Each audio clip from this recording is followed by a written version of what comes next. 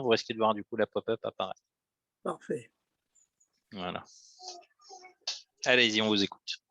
Voilà, donc déjà, d'habitude, des Erev Tov, hein, bonne soirée. On souhaite toujours des brachot, hein, le bracha d'un juif, c'est chachou. Bonne soirée, c'est plein de Gdusha, plein de sainteté, plein de divrei Torah et puis de vie juive, quoi, tout simplement. Et comme d'habitude, je prends quelques minutes là pour accomplir les paroles du Admor Zaken, et qui a été maintes fois répété par les Rebbeim, à savoir qu'il fallait vivre avec son temps. Et son temps, ce n'est pas les actualités, l'actualité. Son temps, c'est ce que nous enseigne la Torah. Et donc, le premier passouk de la paracha, donc, le Ekev, Rachid nous explique, voilà, Ekev Tishmoun. On attendait, et si vous écoutez la parole d'Hachem, alors vous avez toutes sortes de bénédictions. La Torah emploie un mot hors norme, un petit peu Ekev, le talon. Or, il n'y a pas une irrégularité de la Torah qui n'est pas là pour nous enseigner quelque chose. Elle nous dit d'archénique, c'est-à-dire Ekev Tishmoun. Si vous regardez le Targum, il traduit Khalaf. C'est en échange des mitzvot que vous allez accomplir, eh bien, vous aurez telle récompense. Rashi nous apporte donc le Midrash, nous dit ce sont toutes les mitzvot que le rapport avec Ekev. Ekev, c'est le talon. On a l'habitude de fouler Ba'akevav, on a l'habitude de mettre un petit peu de côté, vous savez, des petits détails. Et aujourd'hui, Baruch Hashem, je me suis permis donc de faire une digression, si je peux dire. Il n'y a jamais de digression dans la Torah, mais il n'y a que des digressions. Parce que c'est Elokut qui est partout, c'est Dieu qui est partout. Et donc, on passe comme ça d'un sujet à l'autre. On va entrer dans des détails de ceux qui vont en vacances. En vacances, ça veut dire qu'ils changent un peu leur seder. On n'est jamais en vacances de la Torah, parce que la Torah, c'est la vie. On n'est pas en vacances de la vie, mais le seder change un petit peu. Ça rafraîchit un petit peu. Ça permet de, on dit en français, recharger les accumulateurs et de repartir avec plus de force. Donc, on va rentrer dans les petits détails. Ce sont les choses qu'on foule comme ça, à kebab. Toutes ces mitzvot on peut négliger. Ben, c'est celles-ci qui feront que Hachem va nous donner une grande récompense. Le chat, Pshuto chez Mikra de Rashi. Faites attention aux petites choses. Chamoura, Kebekala, Kabula, parce qu'on ne sait pas ce que ça veut dire cal, ça veut dire facile. Oui, certes, certaines sont faciles à accomplir, d'autres plus difficiles, mais aux yeux de Dieu, on ne connaît pas de récompense. Ça, c'est le chat comme ça de Rachid. Donc, Ekev, c'est le symbole, c'est un remède pour nous dire de faire attention aux petites choses qu'on peut négliger parce que ce n'est pas très rachou, pas très important, et que quand même, il faut faire attention. Et puis le Ramban nous dit qu'il y a une dimension plus messianique, plus eschatologique. Ekev, c'est Ekvetad Meshecha. C'est la fin des temps. Eh bien, sachez qu'à la fin des temps, vous aurez l'immense récompense promise par la Torah. Voilà ce qu'explique le Ramban. Le Rabbi fait un tivour, une espèce de symbiose entre les deux pshatim. Il lui dit que Bémet, nous qui connaissons les concepts racidiques très très forts, qui nous disent que je juif est là, un des buts, peut-être le but essentiel du travail du juif dans ce monde, c'est d'élever la matière. Ça veut dire que la matière elle-même arrive à Margish, la Elokut, qui l'anime, qui la fait vivre. Alors c'est ça, c'est tout le projet divin qu'on a tellement de mal à comprendre. Que se cache à nous, et tout le but c'est pour qu'on le dévoile. Bon, vous savez, ça fait partie des questions qu'il n'y a pas forcément de réponse. En tout cas, ça a été le ratson d'Hachem. Et donc faire en sorte que Akash se dévoile dans les choses les plus matérielles. Et donc, c'est ça le point. C'est ça le rapport entre les deux pshatim, du Ramban. Alors on aura une récompense. Pourquoi? Parce qu'on aura fait notre travail des mitzvot que Adam dash, que l'homme a l'habitude de fouler de ses pieds en double sens. D'abord parce qu'on les néglige parfois. Et puis parce qu'on a peut-être une bonne raison de les négliger, parce que ce sont des choses gashmi, des choses matérielles, et nous, on doit travailler dans le spirituel. Eh bien non. La symbiose des deux pshatim, très très beau, l'idée très belle. C'est que Bikvetat Mishecha, au contraire, on va voir que ces choses qui sont banales, qui sont matérielles, où on ne sent pas les locaux dans une pierre, on ne voit pas des locaux, on ne voit pas du divin dans la pierre. Eh bien, Bikvetat Mishecha, le talon, à l'époque, est le talon de toute l'histoire de la création du monde.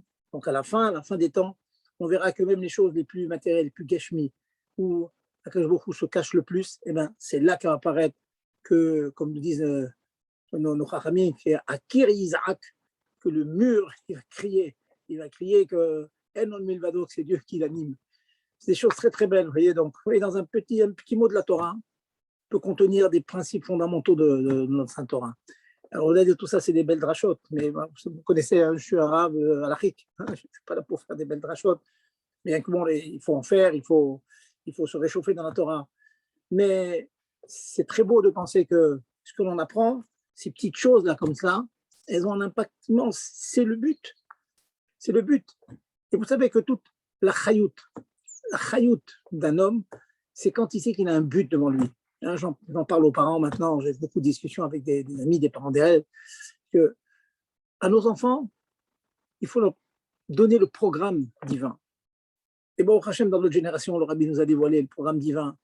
C'est bien sûr toutes les mitzvot, c'est les limud Torah, Beyoun, Shkida Batmada, avec zèle, avec investissement total. Mais c'est d'aller chercher les dernières mitzvot, d'aller chercher tout ce que l'on peut chercher dans ce monde. Les Juifs qui apparemment, pour l'instant, sont loin, on leur parle, on réveille le Elokut, on réveille l'étincelle divine qu'ils ont en eux. Ça, c'est notre travail. Maintenant, on va aller en vacances. Il faut se dire pourquoi je vais en vacances. Certainement, je vais rencontrer un juif, peut-être même un goy, avec qui je vais discuter, je vais expliquer ce que c'est que les Shiva Béni Noirs. On va lui expliquer le but du monde, qu'est-ce que vous faites dans ce monde. Vous êtes dans ce monde pour faire Shiva Béni Noirs. Entre autres, c'est faire des tribunaux et écouter les tribunaux, être rigoureux dans votre vie. En écoutant les tribunaux, c'est quelque chose qui est mis de kabel à Tsechel. Il peut comprendre cette chose-là, notre zéou dans ça. Et bien voilà, le mot que je voulais dire, Ekev Tishmoun, Ekev, les petites choses, et les dernières nitzotzot qu'il faut ramasser. Vous savez ce que dit la Gemara, qu'une des raisons de la galoute, c'est pour que les Juifs aillent ramasser toutes les étincelles de nitzotzot qui sont éparpillées dans le monde.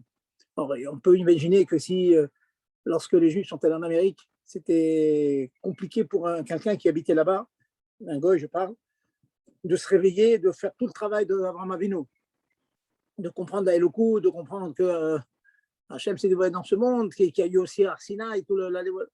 Par contre, s'il rencontre des Juifs, eh bien, oui, peut-être il peut avoir. D'ailleurs, je ne vous cache pas que j'ai reçu un très très beau message cette semaine d'un non-juif, d'un Ben Noir, qui m'a dit: je suis un Ben Noir, je suis un Ben Noir. Depuis 5 ans, je me cherche, et bien voilà, j'ai trouvé la vérité et je veux m'approcher de la Torah. Et il souhaite que notre Baad, notre Beddin s'occupe de ça. Vous voyez, c'est des choses qui existent. Surtout avec les moyens de diffusion de nos jours, avec Internet, et tout ce que l'on peut avoir comme cours de Torah de nos jours de cette manière, on voit que, bon, Hachem, sans être obligé avec son corps, en présentiel, comme on dit en langage moderne, en présentiel, aller en Laponie ou je ne sais dans quel pays lointain pour ramener un juif, eh bien, avec ces moyens de communication, on peut y arriver. Donc, si on est en vacances, pensez-y, vous allez peut-être rencontrer un juif, peut-être même un goy voulu. Vous répandez la parole. En français, il y a la bonne parole, mais c'est pas de chez nous, c'est la bonne parole. La parole, le émet divin. Il y a un monde. Hein, je ne vous cache pas que je suis toujours avide d'attendre un goy quand je vais me promener dans les sentiers montagneux. Un goy qui, quand il doit nous promener avec nos enfants, les petits diables là, comme ça, et leurs petites tites qui volent au vent. Ah, monsieur, qu'est-ce que ça représente ces fils? Et je me fais un plaisir de leur expliquer qu'est-ce que c'est que le titit, que la symbolique, c'est le gematria des titit, c'est 613. Et avec les nœuds, et ça, on arrive à 620. Et avec 620, et les fils, 8 fils et les 5 nœuds, on arrive à 620. 620, c'est Keter Torah, au Hachem. Donc, grâce à toutes ces choses-là, on arrive à répandre. On fait un vrai Kiddush Hashem. C'est notre travail à nous de faire un Kiddush Hashem, de sanctifier le nom divin dans tout le monde. Voilà. Ekev Tishmeon. Les choses les plus lointaines, c'est Ikvetad Meshecha. C'est à la fin que ces choses les plus lointaines, les plus obscures, et dans notre détail, dans nos quotidiens, les petites mitzvot qu'on peut négliger, un métier à Tadaïm, un peu n'importe comment, où l'eau, elle n'a pas mouillé entièrement la main, ça peut poser problème. Nous, on fait le Tadaïm comme il faut, on lève les mains comme il faut, et on fait la bracha comme il faut.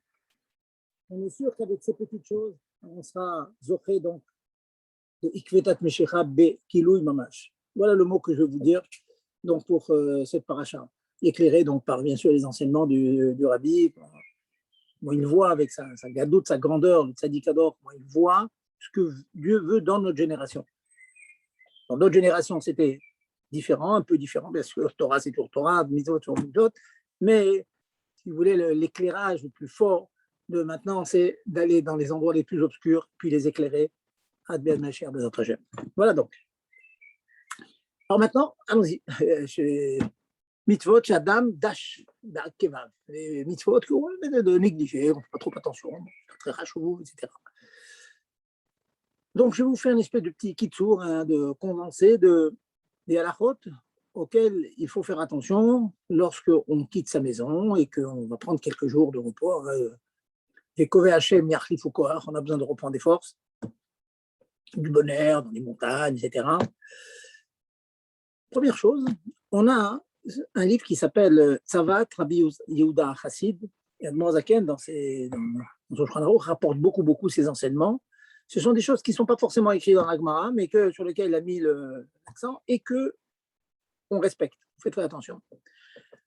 Très curieux, il y a une halakha qu'il ne faut pas cirer ses chaussures. Si vous êtes quelqu'un de Makpid, vous cirez toujours vos chaussures quand vous partez. Il ne faut pas cirer ses chaussures lorsqu'on quitte sa maison. Bizarre. C'est comme ça. Ne posez pas de questions, ne pas pourquoi on dit comme ça, c'est Al-Pikaba. Hein, c'est comme ça. Et Rabbi Yehuda Chassid, c'est vraiment un grand homme.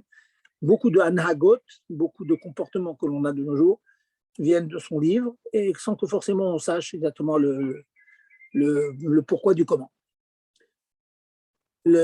Autre chose aussi, c'est que lorsque l'on quitte sa maison, il faut tâcher de ne rien oublier dans la maison, parce qu'une fois qu'on a quitté la maison, il y a un vrai problème de retourner chez soi. Pas pour un voyage un peu important, c'est pas que vous allez faire une course ou aller au travail, et vous oubliez un sidour, vous allez chercher un sidour. Et quand on part pour des vacances, pour un certain nombre de jours, faites attention de ne rien oublier. Si on a oublié, certains, je vais dire poskim, qui ont commenté donc le livre de Rabbi Yehuda Chassid, disent que si on a un autre moyen pour accéder à sa maison que la porte principale, on peut quand même revenir pour aller récupérer un objet important. Une autre solution, c'est de téléphoner à quelqu'un d'autre qui n'est pas en vacances avec vous, qui ne voyage pas avec vous. Un enfant, par exemple, ou un voisin, il dit ça ne vous dérange pas, écoutez, rentrez chez moi et j'ai oublié tel objet, tel livre. Vous voyez, des petites choses, mais il faut faire attention.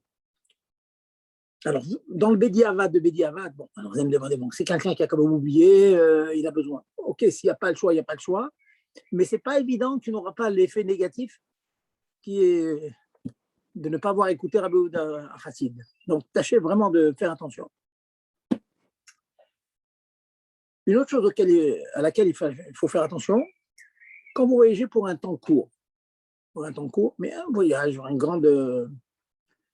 il peut arriver parfois qu'on soit bloqué quelque part, on ne puisse pas rentrer chez soi en temps et en heure. Donc, c'est une très bonne anahaga, c'est une très bonne conduite que de toujours avoir avec vous talit et tefillin pour les hommes. Avoir cette tefillin avec soi. Pour un Hassid Rabat, c'est une évidence, parce qu'il y a de fortes probabilités que nous allons rencontrer un Yehudi, un Juif, et qu'on sera amené à lui mettre des tefillin, c'est évident. Mais bon, pas tout le monde a ce réflexe-là, d'avoir des tefillin pour faire Miftaïm. Donc, il faut quand même s'efforcer d'avoir cette tefillin. Je connais beaucoup d'anecdotes comme celle-ci, que des personnes ils sont retrouvées sans tefillin. Ils viennent à la choule, ils me demandent est-ce que vous avez une paire de tefillin? Comment t'appelles les tiennes? Ah oui, mais j'étais à tel endroit et je disais pas bien. Je pensais rentrer chez moi et puis je suis pas rentré chez moi, etc. Donc, tâchez d'avoir ce réflexe. Hein. Maintenant, il y a de très beaux sacs, très pratiques à porter. avec des anses, etc. Donc, tâchez, dès l'instant que vous quittez, à moins que vraiment vous faites un aller-retour au travail, etc., mais vraiment avoir cette talit toute fine avec soi. Alors,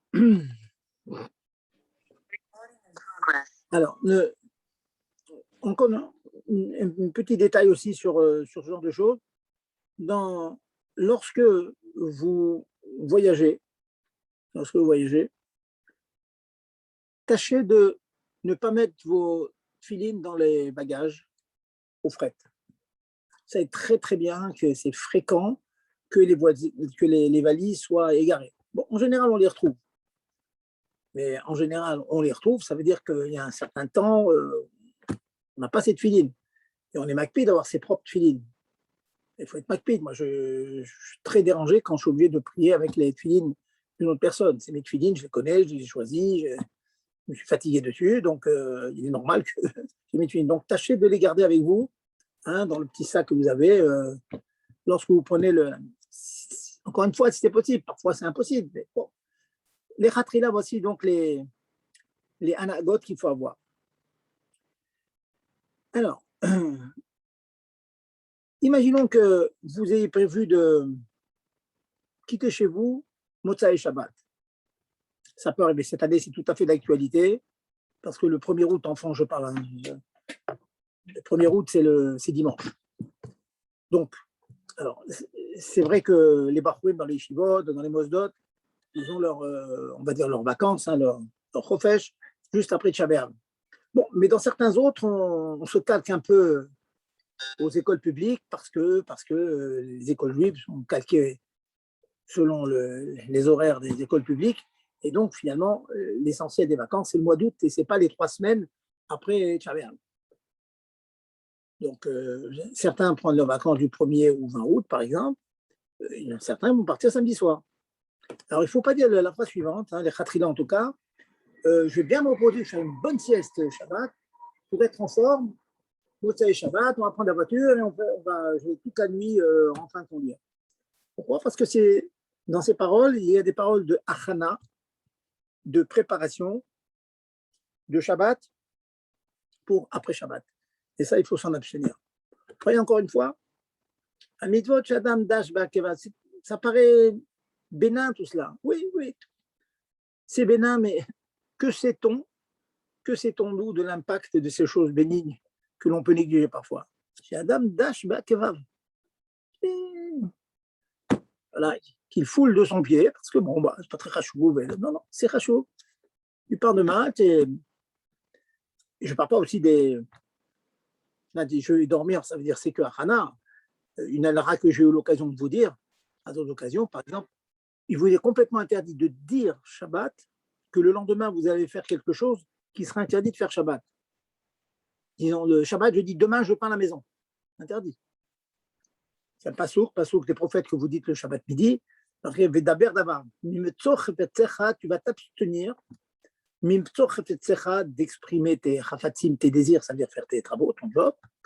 Vedaber davar, ça c'est l'acte, le premier. Daber davar, c'est de parler. Dire avec des paroles, une melacha que vous allez faire après Shabbat, même après Shabbat. Demain, je répare ma voiture.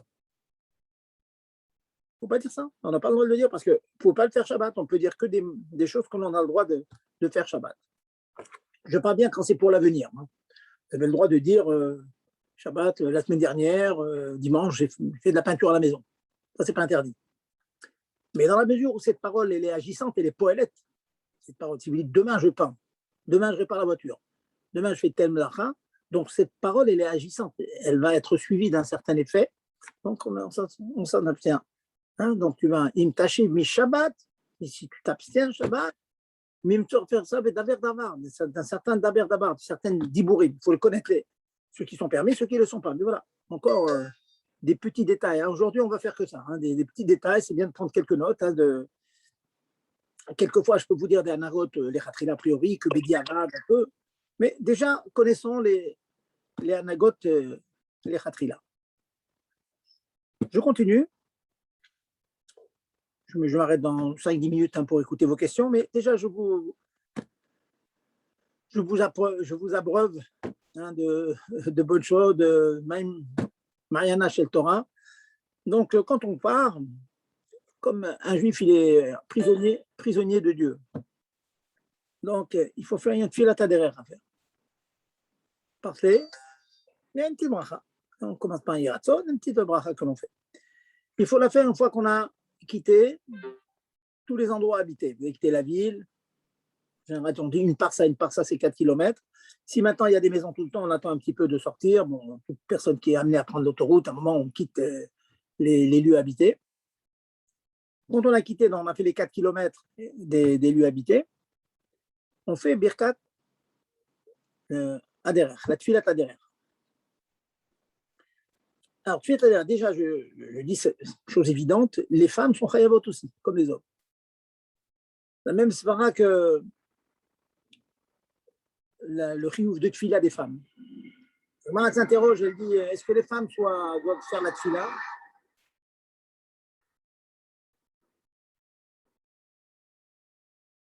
Et la Gemara répond, Nashim ba'echaye, Nashim lo ba'echaye. Les hommes, ils ont besoin de vie, ils demandent à Hachem la vie, ils demandent la nourriture, ils demandent la parnassa, ils demandent la bonne santé. Et les hommes, ils ont besoin de ça et les femmes, non. Ça, c'est l'interrogation de la Gemara. De là, elle déduit tout de suite que les femmes sont capables de tfila. J'en profite pour mesdames qui m'écoutaient ce soir, de vous rappeler que les femmes sont en chayavot de faire la tfila. Il faudrait faire 2 amidot par jour. 2 amidot. Je ne vais pas rentrer dans tous les liens, combien il faut faire, khatchma, etc. J'en parle, mais les amidot déjà. 2 amidot par jour. Non, certains disent, ça c'est Admor Azaken. Bon, certains disent une amida suffit par jour. Alors, beaucoup d'entre vous vont me dire, oui, mais nous, on ne nous a jamais dit, on a des enfants, etc. Effectivement, il y a un concept qui dit que Aosek ba mitzvah, pato mina mitzvah. Celui qui fait une mitzvah, il peut être dispensé d'une autre.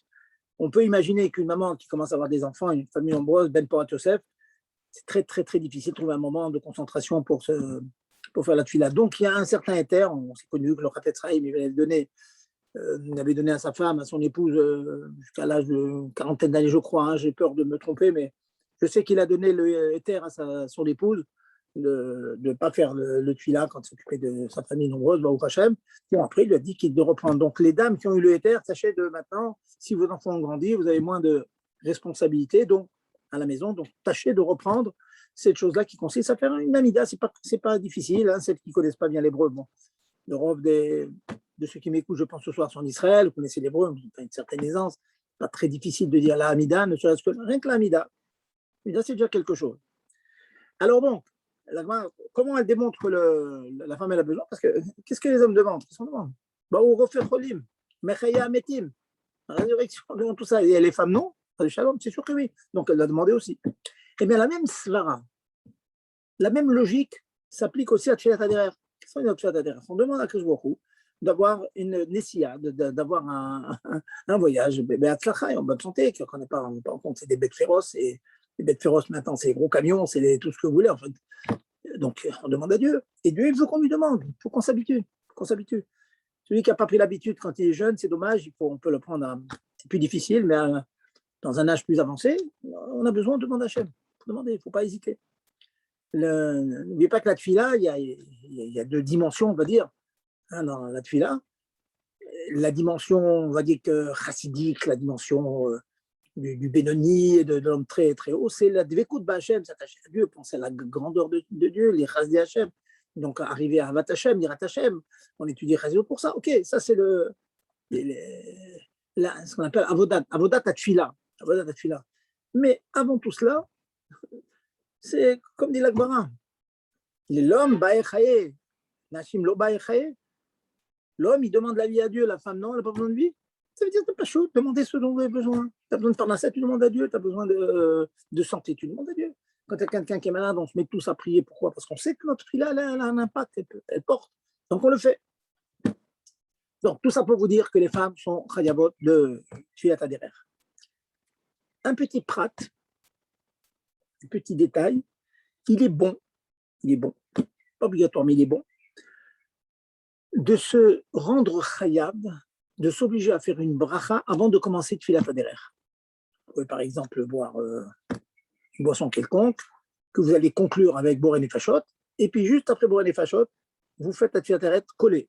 Ou bien on s'arrête dans une aire de repos, on va aux toilettes, on va faire un Shayatzar, on finit un Shayatzar, on embranche sur la Tfilat Eret. Qu'est-ce qu'on gagne? On gagne une grande chose. Une bracha normale, une bracha shlema, regardez dans le Shmoneh Esrei, elle commence par un baruch, elle finit par un baruch. Baruch Ata Hashem, dans Misrak Be'Yakov, dans la Mida, donc on a commencé par Baruch, et à la fin, Baruch Ata Hashem, Magen Abraham, ça commence par Baruch, ça finit par Baruch. Or, la Tfilat Haderer ne commence pas par un Baruch.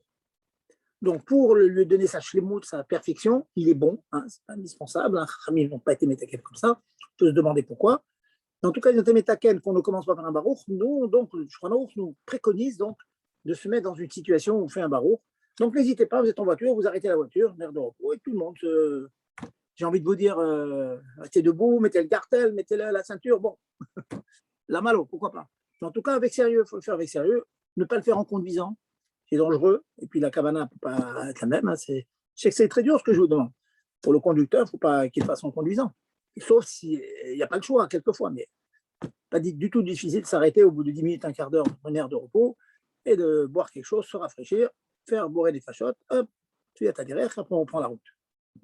Très bon aussi pour la santé, pour le repos de l'esprit aussi. Alors, vous prenez l'avion. À quel moment fait-on donc cette bracha? Si l'aéroport est très loin, comme dans certains cas, hein, et donc on fait déjà une grande route avant d'arriver à l'aéroport, bon, on fait déjà sur la route, on s'arrête la voiture sur la route. Mais dans de nombreux cas, l'aéroport, bon, même s'il n'est pas très loin, très proche de la ville, comme par exemple dans la région parisienne, vous avez Orly, ok, c'est pas près de nos maisons, mais bon, on va à Orly, il y a constamment tout le temps des maisons, donc on ne fait pas Tfilat Haderer finalement de hier Brunois par exemple à Orly, par exemple. Hein. Eh bien, ce qu'on le fait, alors retenez ce point, vous le faites dès que l'avion décolle. On le sent d'ailleurs, hein, on sent, il y a du bruit et tout, hop, un moment, l'avion décolle. Dès qu'il a décollé, ça y est, on a quitté la Terre, vous faites la Tfilat Haderer. Comme ça, disait Poskim, c'est une bonne chose de faire juste à ce moment. Je vais ajouter aussi un petit point important pour les hommes. Vous savez que nous, on a des impératifs de tsniout, pas les shem tsniout seulement, mais il est connu, c'est marqué dans l'ours, ça appelait, bon, là-bas, marqué qu'on n'a pas le droit, par exemple, de faire une bracha devant un tefar megoulé, bimkomot, chez Aderer, chez Mechousim. Qu'est-ce que ça veut dire? Vous savez que les dames doivent avoir donc l'avant-bras couvert, au moins, hein, si maintenant elles ont aussi tout le bras couvert, arrêtez les choubards, tant mieux. Mais au moins, si maintenant il y a 8 cm découverts, comme ça arrive malheureusement, il y a des petits polos, elles mettent des petits polos, etc., certaines dames. Donc, pour un homme, on ne peut pas faire une bracha devant. Donc, soyez quand même vigilants, faites très attention que ne pas faire une bracha, parce que faire une bracha comme ça devant un tefar megoulé, devant ce qu'on appelle une herva, c'est un mot très fort, mais un tefar megoulé, on n'a pas le droit. Aussi pareil pour une échetiche, enfin, c'est vrai qu'elle a les cheveux découverts, faire la bracha devant, c'est compliqué. Donc, ce qui est préconisé, c'est se retourner carrément, hein, et sortir donc cet endroit-là de votre champ de vision, vous faites là-bas. Et si vraiment il n'y a aucune solution, il y a un éther qui est rapporté dans beaucoup de poskim, c'est dès que rapporte le éther, c'est vraiment baisser les yeux, se concentrer complètement. On peut mettre même un livre devant soi, se concentrer, parce que des fois, à gauche, à droite, malheureusement, il y a des choses qui manquent de tinout. Eh bien, on se concentre sur son livre, sur la bracha, et puis on peut la faire, s'il n'y a pas le choix. Vous savez que ce sont des choses qui sont fréquentes. Au Hachem, on invite souvent des gens à la maison. Alors, les gens qui sont respectueux, bon, les dames viennent, mettent quelque chose sur la tête, etc. Mais quelquefois, non. Quelquefois, c'est des gens qui sont encore malheureusement trop loin et on n'ose pas trop on va dire, les secouer pour pas les pour être mécarev, etc. Donc, quelquefois, à la maison, on fait qui douche, le mari doit faire toute une gymnastique quelquefois pour enlever de son champ de vision le fameux tefar megoulet, les fameux 8 cm ou bien la tête qui n'est pas couverte. Je vous avais dit une fois que dans le programme des rabbinim qui sont appelés à faire des choupotes, c'est un des premiers simanim qu'on apprend, c'est celui que j'ai cité tout à l'heure. Parce que très souvent, les rabbinim sont dans des situations où malheureusement, bon, la famille, c'est des très bons juifs qui sont parfois même chômeurs mitzvot et chômeurs mikvé et tout, mais le concept de tzniut, malheureusement, dans certains milieux, n'est pas bien intégré. Donc, on voit des choses déshabillées. Donc, sous la roupa, quelquefois, c'est difficile. Donc, on nous apprend comment faire, se concentrer, avoir une feuille devant soi et se concentrer dedans pour ne pas rentrer dans le problème de tes farmégoulet. Bon, c'est une petite parenthèse de vous dire que quand on fait tes brachot, faites attention. Je parle maintenant des farmégoulet, aussi, il y a les, bien sûr, au-dessous aussi, hein, les mini-jupes. Hein. Malheureusement, il y a des modes. Hein, des fois, c'est couvert, des fois, c'est découvert. Bon, si on est en période de découvert, donc tâchez de ne pas faire un bracha devant 8 cm qui sont au-dessus du genou. C'est pas que le coude, il y a aussi le genou. Voilà un petit rappel. Je permets de vous apporter une anaga, un comportement, un bon comportement que le Rabbi Rachab nous a laissé. Je ne dis pas que c'est une halakha, hein, c'était un bon comportement. Vous savez, beaucoup de comportements, anagot racidiotes qui sont très très bonnes. Il lui dit que quand on est comme ça en voyage, tant qu'on n'est pas rentré à la maison, même si on est trois semaines en voyage, il faut faire tfilat adérer tous les jours. Après la tfila, on fait tfilat adérer sans shem ou malchut.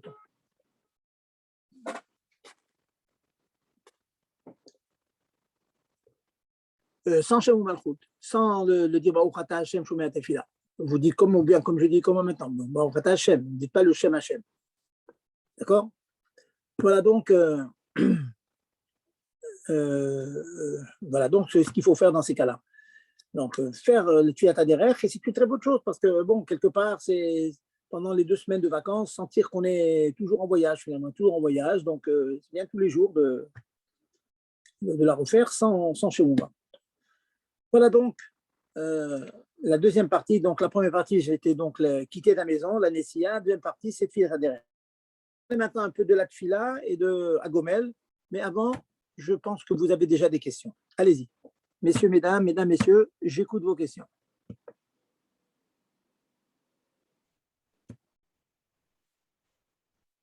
Nous? Personne? Ouais, écoutez, je me lance, j'ai une question. Allez-y. Non, vous parliez tout à l'heure de l'obligation de faire la tfila et on va dire je ne sais pas si on peut dire l'exemption, en tout cas partielle du coup, dans le cas où on est en train de s'occuper des enfants. Vous avez parlé de ça au sujet d'une dame. Justement, voilà. Est-ce que ça, bon, bien sûr, je pense qu'un homme, vous allez dire qu'il est obligé de faire ses 3 filotes, mais dans le monde d'aujourd'hui, entre guillemets, quand, je sais pas, la femme est partie et qu'elle a laissé 3 enfants à charge pour le mari, est-ce que, on va dire, l'obligation de faire les 45-50 minutes de tfilat shacharit le matin est pas dire exempté, mais est-ce qu'il y a un concept qui existe pour dire que il est un peu patour, entre guillemets, s'il n'a pas pu, si c'est trop compliqué d'aller à la choule, s'il ne peut pas être marié dans cette fille-là comme il a l'habitude dans l'année. Il y a 2 choses dans ce que vous dites. Dans votre question, il y a 2 choses. D'abord, la coutume, ça vient de la hanaga, c'est comme j'ai dit tout à l'heure, donc dans le monde juif, donc c'est répandu ce mina que les femmes qui sont mères de famille, mais bourrachot se permettent donc de ne pas faire la tfila. Ce mina ne s'est pas répandu chez les hommes. Les hommes doivent trouver une solution pour faire leur tfila. Maintenant, une fois que je vous ai dit, donc, je parle du minag, il est clair que, on revient à la halakha. La halakha, elle est claire que, effectivement, imaginons qu'un le mari doit s'occuper de ses enfants pour une raison quelconque, la maman est allée à New York, après 15 jours chez le rabbi, par exemple, il s'en occupe, il est évident que, alors là, je divise ma réponse en deux parties, tout ce qui prend du temps parce que ça demande une aboda, ça demande une préparation, un ricouz, une concentration, pardon. Effectivement, on peut imaginer qu'il peut prendre le raccourci. C'est indispensable, on ne peut pas faire autrement. Ça, oui. Donc, il peut le faire, la réchoute, betfila, etc. Mais dire maintenant qu'il va être pas tour de tfila, bien que, je vous dis tout de suite, que Mikaradine, oui, celui qui est Meboulbal, j'imagine un papa qui est vraiment Meboulbal, les enfants, il y en a qui ont des enfants adorables, hein, le mot qu'on dit, c'est des chayot, mais des chayot à kodesh, des chayot Hashem, mais dans le mot chayot à kodesh, aussi chayot. Ça veut dire c'est des petits diables, donc quelquefois on peut très difficilement les tenir, et il est évident que le papa, dans ces cas-là, il a le droit de raccourcir autant que faire se peut. Il faut réfléchir avec soi-même, combien il peut raccourcir la chose, hein, sans bien sûr éviter l'essentiel, ça veut dire bien sûr le kratchma, les birkot du kratchma, la mida et tout. Dans Shulchan Aruch, vous savez qu'il y a tout un seder là-dessus.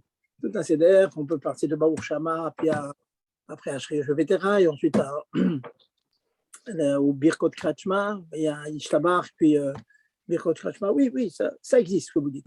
Le concept existe. Maintenant, c'est sûr que l'homme n'a pas le éther klali que l'on donne aux femmes qui ont des enfants. Voilà. D'accord, bon, très clair, très clair. Rav, j'ai une petite question, s'il vous plaît.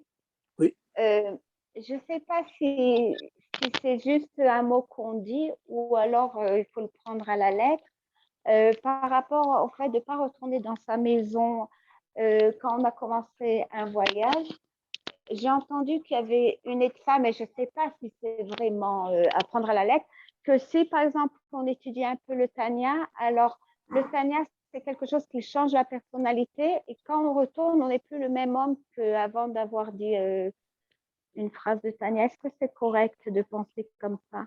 Je vais vous demander de répéter, madame. Il y a eu le temps qui est passé là, je ne vous ai pas bien entendu. Répétez la question. Par rapport au fait qu'il ne faut pas revenir dans sa maison. Quand on a commencé un voyage, on a oublié quelque chose. Je vous pose la question, est-ce que c'est à prendre à la lettre ou pas ce conseil? On m'a dit que si on étudie le Tanya avant de rentrer dans sa maison, comme le Tanya, il change la personnalité, alors quand on retourne à la maison pour prendre une chose, on n'est plus le même personnage et donc on pourrait retourner à la maison. Est-ce que c'est vrai ou pas? Écoutez, madame, je vais vous dire très modestement, je ne sais pas. Ce que je sais, c'est que Rabbi Yosa Khatsid a dit qu'il y avait un problème. C'est un lien de sakana, c'est pas stam, vous voyez. Et oui. Je ne prendrai pas sur moi, à moins que ce soit un mot d'Erebéim. Ça, c'est autre chose, vous voyez, c'est un mot d'Erebéim. C'est un mot d'Erebéim, on ne discute pas. Mais stam comme ça, donner une svara, qui est très belle, hein, faire de Tania, faire Kriyat Nilodéa, on va dire quelqu'un, Baalaboda et tout, que ça va enlever la sakana, je ne prendrai pas d'Acharayut, madame, vous voyez. J'emploie les méthodes, j'emploie les autres méthodes, ou bien j'envoie quelqu'un, je téléphone à un enfant, je dis, il va me chercher ça et tout, mais je ne prendrai pas Bon, maintenant, je peux imaginer très bien, c'est peut-être un grand mashpia qui a dû, si on a entendu quelque chose de réveillé, surtout que j'insiste, le Admour Azaken est très bizarre. Mamash, il est très mechabed, la tzava de Rabbi Yehuda Chassid. Bien que ce n'est pas un livre de halakha, c'est bizarre. Vous voyez, mais il rapporte, il dit il faut faire attention. Moi, dans Niani de Sakana, il ne faut pas avoir peur. Mais bon, on nous dit quelque chose, on tâche au mieux de le faire en tout cas. C'est ce que je veux dire. Maintenant, effectivement, madame, le scénario de catastrophe, le mari, il n'a pas de filine. C'est tout, il ne part pas en vacances, il va attendre le lendemain, il va demander à 10 copains d'aller lui chercher du film, vous voyez ce que je veux dire. On va trouver une solution. Mais je ferai tout pour ne pas rentrer dans ce mot de Rabbi Ossa. Je ne prendrai pas de risque, voilà, en deux mots.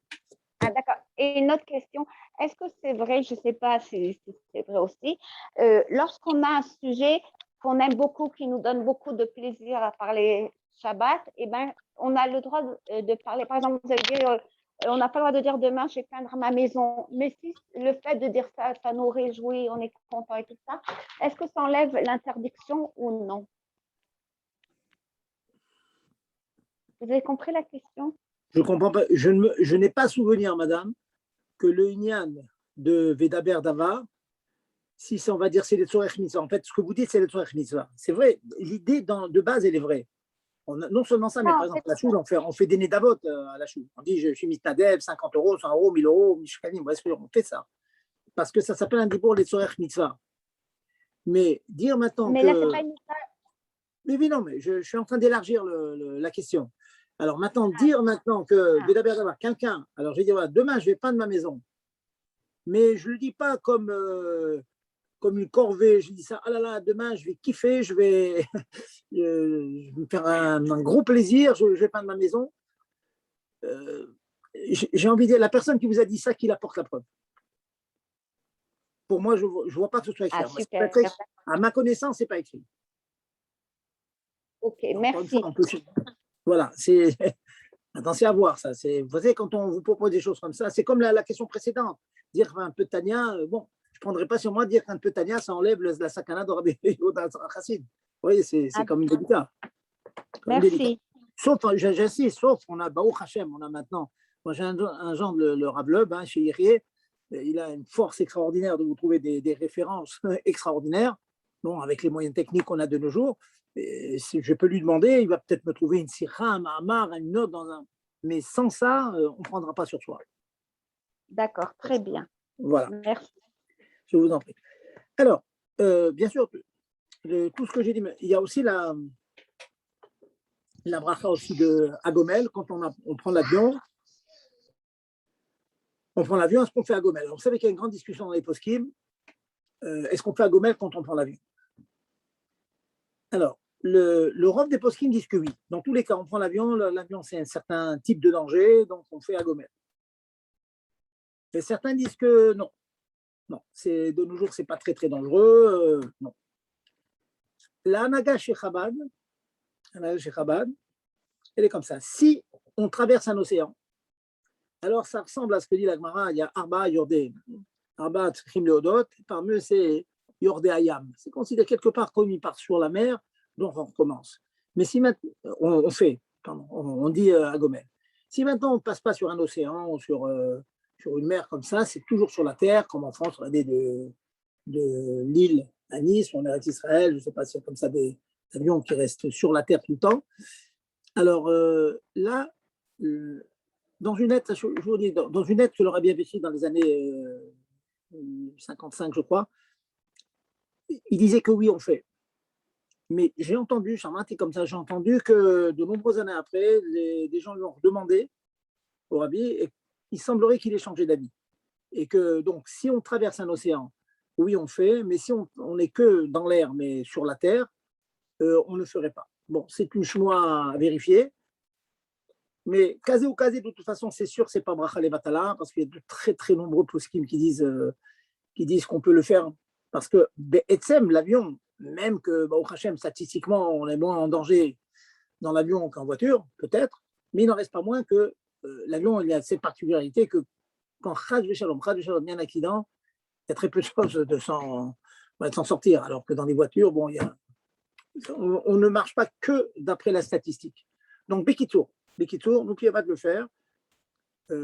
Beaucoup, donc, j'ai vu beaucoup de gens qui sont mitnaïs comme ça, c'est quand on passe un océan, on le fait bevadaï, sûr. Quand on passe pas un océan, certains disent oui, certains disent non. Donc, vous choisirez votre anaga. Voilà donc pour Agomel. Pour Agomel, il faut le faire le plus tôt possible. Ça veut dire que dès l'instant que vous allez à la choule et on sort le Sefer Torah, eh bien, on peut faire Agomel. Certains pensent qu'ils me disent que si, par exemple, pour une raison quelconque, vous ne l'avez pas fait lundi, il faut attendre jeudi, c'est tout à fait possible de réunir 10 personnes, ou bien un minham arrive, on ne sort pas de Sefer Torah, mais il y a 10 personnes, vous pouvez le faire comme ça devant 10 personnes. Pas la peine d'attendre jusqu'à jeudi. Mais sachez une chose, que si vous avez oublié, vous rappelez une semaine. Il n'y a pas de jour dans ça. Si on a passé un danger, on a oublié de faire, finalement, il faut remercier Dieu que on soit bien sorti. Donc, si vous oubliez, vous vous rappelez une semaine, 2 semaines après, et ça marche quand même. Vous pouvez le faire. C'est pas bracha levatala. Voilà. S'il y a d'autres questions, sinon on continue. D'autres personnes, allez. Les gens timides, allez-y, n'hésitez pas. Moi, je ne suis pas timide, mais une question quand même. Par rapport au Gomel, j'ai entendu une chita comme quoi, à partir du moment où on avait dépassé, je ne sais pas si c'était 70 km/h ou une centaine de km/h, qu'il fallait faire à Gomel. Et du coup, ça faisait que dans des longs déplacements en voiture, il y avait des gens comme ça qui faisaient quand même à Gomel, alors que bon, ils restaient sur la terre tout le temps. Est-ce que ça tient sur quelque chose? C'est sûr, ça tient sur quelque chose. Vous savez que D'accord. le minhag des Sfaradim, Voilà. les Sfaradim, ils font Paris-Marseille, ils font un Gomel. Ah ben, Oui, tout à fait, ouais. Alors, c'est quoi le critère alors du coup? alors, ils se basent sur un Rambam qui dit que tous les drachim sont Becheskat Sakana, etc. Alors, d'autres ils disent que non, de nos jours, c'est pas comme avant, il n'y a pas de brigands. Bon, il y a des accidents, certes, mais on peut dire qu'il y a des brigands de nos jours qui vont nous attaquer. Donc, ça reste marloquette. On va dire, c'est mieux de répondre comme ça reste marloquette. Notre minag n'est pas comme ça. Si vous prenez une voiture pour un long voyage, non, on ne le fait pas. Si on ne prend pas l'avion, etc. Mais certains, celui qui le font, il n'y a aucun problème. Ils ont largement sur s'appuyer. Il y a la page du Rambam, c'est comme ça. Voilà. Très bien. Ok, alors on va passer maintenant. Donc, je disais de. Or, j'ai dit, je veux personne qui touche l'assiette de son voisin. La tfila. Alors, messieurs, mesdames, comme je vous ai dit, j'ai commencé le jour comme ça. Veko VHM, on a besoin de renouveler les énergies en vacances. Et très souvent, on peut être amené à avoir une petite location parce qu'elle n'est pas chère, dans une petite station qui n'est pas mignonne. La question a été posée au Rav Wosner. Il répond dans Shevet Levi.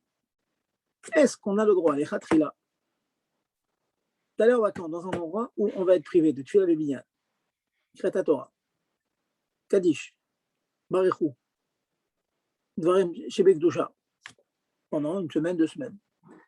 Et bien, le Rav Wosner, Zal, Zatzal, il dit que non. S'il n'y a pas une vraie raison, qui peut être une raison médicale, par exemple, personne qui a obligé d'aller se faire faire une cure quelque part, pour des raisons médicales, il n'y a pas de minyan, ça peut arriver. Alors non, oui, c'est une raison. Alors, on a le droit d'être mevatel, c'est Dvarim Shebek Dusha, quand il y a une vraie raison. Mais sinon, il faut vraiment être mishtadel, j'en profite pour vous encourager à toujours choisir un endroit où il y a un minyan. C'est souvent pas facile, mais bon, je ne sais pas comment c'est en Eretz Israël. En Eretz Israël, je pense que toujours pouvoir être dans un endroit où il y a des minyanim. En France, Baruch Hashem, depuis de nombreuses années, dans toutes les stations un peu importantes, il y a des hôtels, où il y a beaucoup de juifs là-bas. Et donc, le rôle des gens n'ont peut-être pas le moyen de se payer l'hôtel, mais on peut prendre une location à côté. Et lorsque tu achètes d'être bien avec le maître d'hôtel, avec le patron, le patron d'hôtel, et tâcher discrètement de lui demander poliment est-ce que vous pouvez intégrer le minyan tout en se faisant petit, parce qu'il y en a qui viennent avec leurs enfants et puis ça porte préjudice aux autres malheureusement. Mais je sais que depuis de très très très nombreuses années, bientôt depuis des années, depuis une bonne quarantaine d'années, on s'est retrouvés comme ça dans les Alpes et on a toujours pu intégrer un minyan et faire tous les minyanim comme il faut dire. Donc c'est vraiment chachouv. Ça fait partie de notre construction propre. Ça, je vous ai apporté une chute de Rav Wosner. Mais la construction propre familiale, la cellule familiale, les enfants, ils voient tout de suite. Ils vont en vacances, papa, maman, ils cherchent un minyan. Il n'existait pas un minyan. Ça n'existe pas qu'on n'écoute pas Kreta Torah. Il faut que ça fasse partie de leur culture. Maintenant, les enfants vont très bien comprendre que s'ils sont allés faire une cure à Vichy ou à Aix-les-Bains, des problèmes de rhumatisme, etc. Bon, encore pour Aix-les-Bains, c'est un mauvais exemple parce qu'il va au Rachem des minyanim pas tout le temps là-bas, mais à Vichy, il peut ne pas y avoir de minyan. Eh bien, les enfants, ils comprennent que, bon, maman est malade, papa est malade, il a besoin de se ressourcer, ça, ils comprennent. Mais aller en vacances, s'éclater, comme on dit aujourd'hui, s'éclater en vacances, il n'y a plus de minyan, il n'y a plus de minyan. Ça veut dire quoi? Regardez les conséquences. Ça veut dire on se lève un peu quand on veut. Celui qui est un peu feignant, là, il peut se lever à 11h, il a dépassé notre chemin, et ainsi de suite. Toutes les conséquences négatives. Alors que quand il y a un minyan, c'est tout, on se réveille. Point. Le matin, on se réveille, on réveille les enfants, on s'habille. Et donc, comme on se réveille un peu plus tôt, donc le soir, il n'y aura pas ce Yitzhara de laisser les enfants entraîner, réveiller jusqu'à minuit, 1h du matin, et après, ils font une grasse matinée jusqu'à midi. Donc, c'est toute la journée qui s'en va. Vous voyez, je vais revenir sur les mots du début, c'est vrai. Les mitzvot chez Adam, Dashba, Kebab. Pas très grave, on est en vacances, oui, ça va, il faut laisser ce. Non, il n'y a pas comme ça. C'est pas comme ça. Non. Les enfants, ils doivent pousser dans un cadre. un cadre. Je veux dire, même la grasse matinée, ça doit être dans un cadre. Des jours précis, mais sans jamais prendre sur le minyan, sans jamais prendre sur les choses. Le minyan, c'est Ikari. C'est Ikari. Habituer les gens à cela.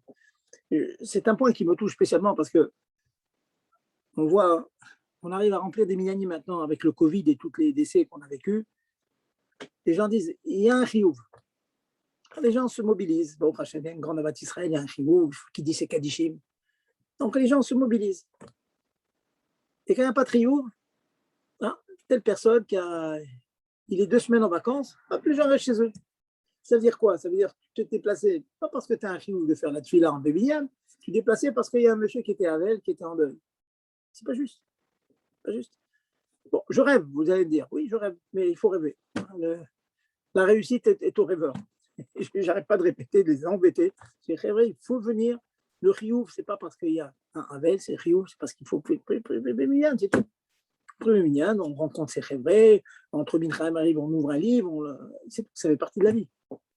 Donc, c'est dur ce que je dis, mais c'est comme ça. Il faut s'y habituer, comme prendre exemple sur nos parents, nos grands-parents. Pour eux, c'était évident.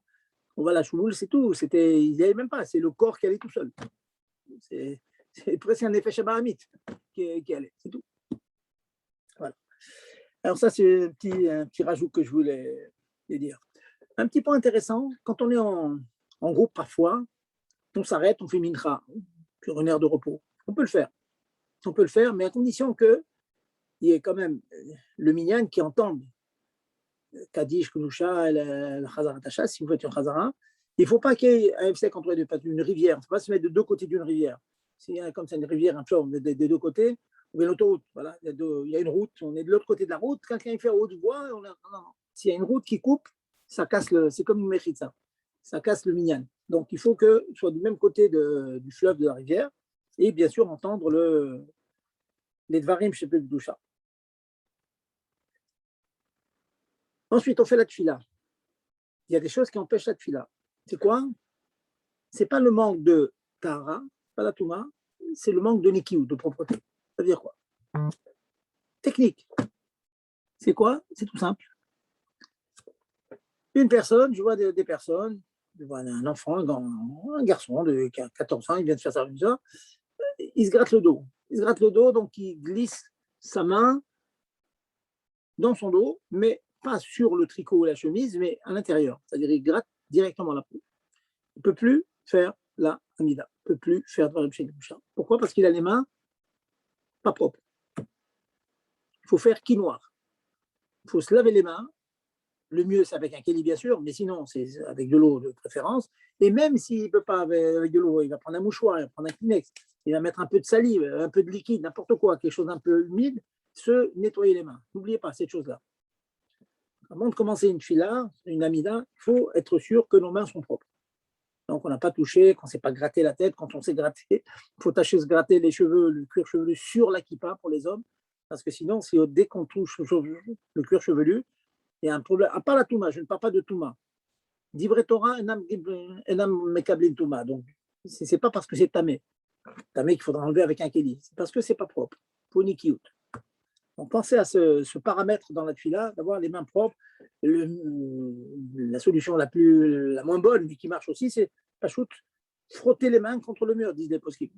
Sur le mur, vous frottez les mains, sur les vêtements, comme ça, vous frottez les mains et au moins ça enlève une petite couche de saleté. Voilà donc pour le. Ça me revient à l'esprit un verset que j'ai lu, vraiment nifla. Je ne peux même pas croire que ce soit vrai, mais bon, c'était raconté par une personne Neyman, de confiance. Une personne a négligé le minyan. Ça arrive une fois, il est allé avec son épouse en vacances, il a négligé, mais pas le minyan.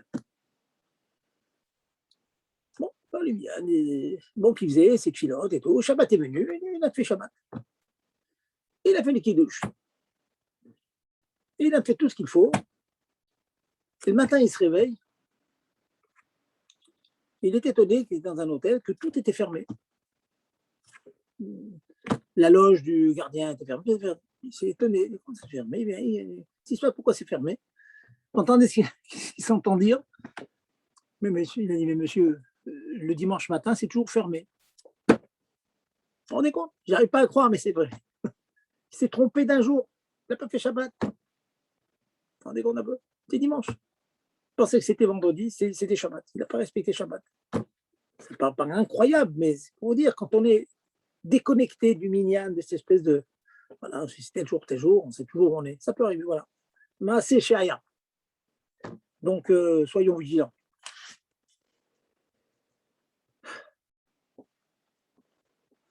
Des questions là-dessus ou j'avance? Tout le monde est attentif tout le temps? Oui? Ok. J'avance donc. Vous êtes en pique-nique pendant les vacances.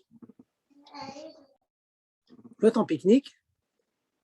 Mais surtout, n'oubliez pas d'amener un ustensile avec vous. Et un ustensile en dur. Faire des tilates et manger le pain. Pourquoi? Parce que si vous n'avez que des verres jetables, khatpahami, sachez qu'il y a une grande marloquette si c'est un kéli kasher pour faire des katadem. Certains en mettent un dans l'autre. Bon. Faible plus faible, c'est aussi faible. Donc sachez qu'il y a une marloquette si on peut. Si on n'a pas le choix, aucun zéro choix, bon, on en prendra. Mais sachez que ce n'est pas du tout les khatrilas. Certains disent que c'est invalide. Donc il faut avoir un verre en dur, un verre en plastique dur, par exemple, toujours avec vous. Toujours comme partir avec un verre comme ça. Si un jour, vous êtes au bord de l'eau, pas shoot, au bord de l'océan, sachez que l'océan, c'est un mikvé kasher, mais l'eau de l'océan, je parle des océans salés, hein, Atlantique, Pacifique, etc., la Méditerranée, et bien sachez que l'eau de l'océan, ce n'est pas de l'eau kasher pour faire un étilat tadaïm avec un kéli, parce qu'elle est salée. Ça veut dire que si vous êtes au bord de l'eau, aller chercher de l'eau avec un kéli de la Méditerranée et de faire un étilat, ce n'est pas bon. Alors quoi faire? Il faut aller au bord de l'eau, tremper ses mains 3 fois dans l'eau, et le din, ce n'est pas un din de netilat yadaïm, c'est un din de tvilat yadaïm, tvila, comme mikvé. Et d'ailleurs, la bracha qui suit, c'est Baruch Ata Hashem, al tvilat yadaïm, et pas al netilat yadaïm. Très intéressant, voilà, vous voyez. Par contre, si vous êtes au bord d'un fleuve à eau douce, là, vous avez les deux choix, hein, pour aller chercher de l'eau, remplir des bouteilles, etc. Des bouteilles, puis avec ces bouteilles, vous remplissez le kéli, et puis vous faites netilat yadaïm normal. Parce que c'est de l'eau douce. Et aussi, dans un fleuve, vous êtes trempé, il est possible aussi de tremper les mains et de faire tfilat yadaïm aussi. Par contre, dans l'eau salée, il n'y a que la solution de trempage et pas la solution de netilat, on en a récupéré. Ouais, c'est des. Encore une fois, hein, ce sont des choses, hein, mais chez Adam Dash Bakeva, attention, on ne connaît pas, on n'a pas le temps d'étudier. Pourtant, c'est du kitsur. Hein. Ce que je suis en train de vous dire, c'est des. Prenez le kitsur Shulchan les premiers halachot. Je me donne l'occasion donc de faire une révision avec vous. Hein. C'est toujours un plaisir pour moi de réviser ces halachot de base qu'on applique toujours. Un juif qui est toujours pris dans le cocon des halachot et dans le cocon du Ratzon Hashem. Et du coup, entre quelqu'un qui a un verre en plastique, si quelqu'un il a un verre en plastique et qu'il est devant un fleuve d'eau douce, il vaut mieux qu'il fasse Netilat Yadayim avec le verre en plastique qu'il a ou qu'il fasse Tvilat Yadayim. Si vous parlez pour la bracha, moi, je vais vous dire. Pas pour la bracha et pour ce qu'il fait concrètement. Est-ce qu'il verse 3 fois sur sa main Je vais vous dire une réponse qui va vous plaire. Vous allez faire les deux choses. La question, ça va être quelle bracha? Vous avez compris. Vous allez faire les deux choses. Maintenant, qu'est-ce qui est mieux? Mais il faut sécher les mains entre-temps alors? Si je commence par le faire avec le verre de plastique, je me sèche les mains et après je les retrempe 3 fois dans le fleuve. Voilà. Et vous faites quand même Netilat Yadayim. Parce que de toute façon, dans l'eau douce, beaucoup de postes qui me disent quand l'eau douce, comme elle est crachère, donc on peut faire aussi Netilat Yadayim. On fait Netilat comme Tvila. Donc, il vaut mieux. Donc, en fait, vous faites les deux et vous faites la bracha de Netilat Yadayim. D'accord. Et quand on fait Tvilat Yadayim, c'est chaque main, c'est d'abord la main droite et après la main gauche? Normal, quand vous faites avec le verre, comme vous faites à la maison, et quand vous les trempez, vous faites ensemble, comme ça. Non, je sais pas, parce que là, pour le coup, physiquement, c'est possible de faire les deux mains simultanément, du coup. Mais non, on fait quand même. Non, on fait comme d'habitude, il ne faut pas changer le. D'accord. D'accord? Alors, maintenant, allez, je pousse un petit peu. Allez, on est toujours en vacances. Il n'y a plus d'eau. Il reste de l'eau, mais la maman a dit on ne peut pas prendre l'eau maintenant pour faire des tilates parce qu'il n'y aura plus d'eau. On va avoir soif. Est-ce qu'il y a une solution de manger le pain sans faire des tilates? Aïe, aïe, aïe. Béchat Dachak Gadol, en cas de grand besoin, qui n'a vraiment pas le choix, ce que l'on peut faire, c'est de manger le pain à l'aider mappa. Attention, c'est pas prendre le pain et l'entourer avec un mouchoir, c'est entourer les mains. Voilà, le meilleur cas, c'est avec des gants. Voilà. Si vous avez des gants plastiques ou en plastique, vous mettez des gants. Si vous mettez des gants, vous avez le droit de manger le pain, vous faites des diatadaïm, excusez-moi, vous faites un moti sans faire un étila. Voilà. Béchat Adachaga aussi, il n'y a pas le choix. Bon, mais ce qui est marqué dans le Shulchan Aruch, ce n'est pas des gants, c'est tout simplement, vous prenez une serviette et vous faites en sorte que vos mains sont bien entourées par la serviette. Et je dis bien, c'est pas prendre la serviette pour attraper votre pain. C'est ça le point. Il faut que vraiment toutes votre main soit entourée avec la serviette, auquel cas vous avez attrapé le pain, vous le mangez. Ça, c'est vraiment le cas, scénario, vraiment, il n'y a pas le choix. Parfois, avec les enfants, on n'a pas le choix. Enfin, je ne vous cache pas qu'avec les enfants, des fois, il n'y a plus d'eau et tout. Et donc, on dit, écoutez, les enfants, prenez une serviette, entourez votre main avec une serviette, bien mettez comme ça des petits gants, et puis vous mangez votre pain. Voilà. Y a-t-il des questions là-dessus? Pas de questions? Non? Ok. Alors, s'il n'y a pas de questions, je vais conclure avec. Une question juste, Zabib, une question, Allez. puisque voilà. Allez, Une autre idée pour au sujet des gants. Est-ce que par exemple, des fois, on est sur une aire d'autoroute et puis on n'a pas forcément un Kelly pour pour se laver les mains après. Est-ce que ça serait une idée de rentrer aux toilettes avec des gants et comme ça, on s'exempterait d'avoir à laver ses mains avec un Kelly? Ou est-ce que aucun rapport? Pas besoin d'un Kelly. Aucun rapport. Aucun Ça n'a rapport. aucun rapport. Non, ça n'a aucun rapport. Ça n'a aucun rapport parce que dans les toilettes, c'est une question de Touma. Une question de Touma. Non, ça n'a aucun rapport. Et donc les gants ne font rien du tout et donc il faut de toute façon se laver les mains. Ça vous donne juste le terre de prendre le pain sans être obligé de faire des tiatadés. Boumia, du Kohen, etc., de la Kdusha, ça donne comme permission. Absolument. Maintenant, Okay. Sachez une chose, c'est bien que vous n'ayez pas parlé de ça. Sachez qu'on a le droit d'aller chercher de l'eau dans les toilettes. Il arrive souvent que le robinet d'eau soit dans les toilettes.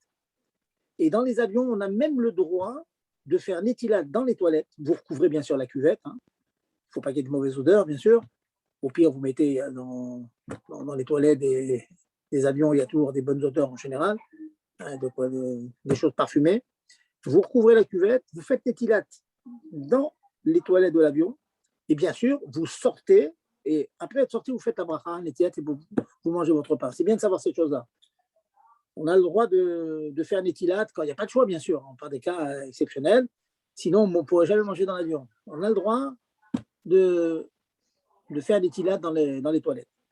Et ça veut dire, même si les mains sont même si les mains sont sèches, on peut faire la bracha de netilat et après manger son pain, ou il faut que les mains soient encore un petit peu mouillées? Ah non, pas du tout, pas du tout. On peut se sécher les mains, sortir des toilettes et après faire la bracha. Voilà, non. Vous rentrez dans la toilette, vous faites des tilatadaïm, et comme on a l'habitude, j'ai envie de vous dire, vous gardez quelques gouttes sur la paume, comme le mina-cravate. Vous sortez. En sortant, vous avez vos petits gouttes qui sont au milieu sur la paume. Vous faites la bracha. Vous prenez la selle, vous essuyez bien, et après, vous mangez votre pain. Comme on fait à la maison. D'accord. Voilà. Je finis avec une halakha. On est en vacances et on n'a pas un mikvé à côté. Beaucoup de gens sont makpid sur le mikvé, Baruch Hashem. Au moins, il faut être makpid. Je dis ça, un message à tous les hommes, d'être makpid sur Tvilat Ezra. Tvilat Ezra, ça veut dire si on a un rapport avec son épouse, si on une pollution nocturne, d'être makpid, d'aller au mikvé après. Au moins ça. Alors, sachez que, bon, si on a un mikvé à côté, c'est top, c'est un rézé meshoubar. Si on n'a pas de mikvé, on a une piscine. Sachez que la piscine, elle est faite avec ce qu'on appelle maïm shaouvim, de l'eau puisée. Ce n'est pas de l'eau de source ou de l'eau de pluie directe, même si c'est de l'eau de pluie, mais elle a été puisée dans des ustensiles. Donc, c'est invalide pour le mikvé des femmes. Mais pour les hommes, c'est caché. Je vais même plus loin. Même si quelquefois il y a une pompe, qui fait tourner l'eau pour la nettoyer. Pour les hommes, il y a des poskim qui disent que ça marche quand même. Ça s'appelle, là, il y a un deuxième psoul qui s'appelle Maïm Zochalim. Le premier, c'est Maïm Shaouvim, puisé. Le deuxième, c'est Maïm Zochalim, qui bouge à l'intérieur. Pour les hommes, on peut être Mekil aussi. Et c'est vrai aussi, c'est intéressant de savoir ça. Il y a des fois des hommes qui disent je ne veux pas aller au milieu parce qu'il y a la pompe qui tourne. C'est pas une bonne idée. Hein, si on peut attendre que la pompe s'arrête, c'est mieux. Mais sachez que se tremper dans le mikvé pendant que la pompe tourne, ça marche aussi. Pour les hommes, hein, bien sûr. Parce qu'il y a beaucoup de coulottes pour l'homme. Et la dernière coula, si vraiment tout ça, c'est pas possible et on ne veut pas rester 2-3 semaines après un tachmish, rester 3 semaines comme ça sans mikvé, il y a la solution qui s'appelle Tishakabim.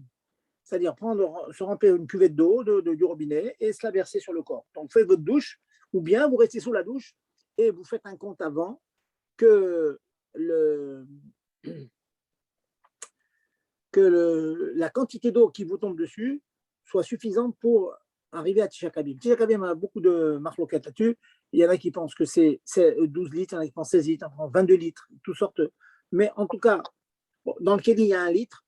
Donc, regardez, disons, faites une petite expérience en prenant la douche dans votre chambre d'hôtel ou chez vous à la maison. Vous laissez la douche, donc remplir le Kéli, et vous voyez combien de temps pour remplir 12 Kéli.